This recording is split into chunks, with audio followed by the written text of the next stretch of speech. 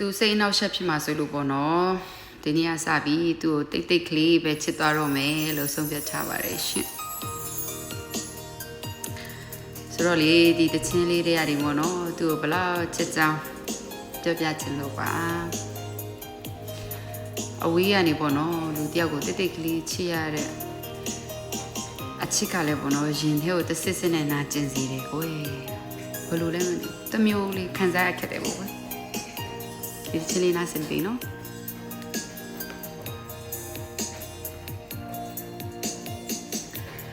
ဝီမလင်းနေတဲ့လူရဲ့ဒုစိတ်ကူပြန်တန်းစေ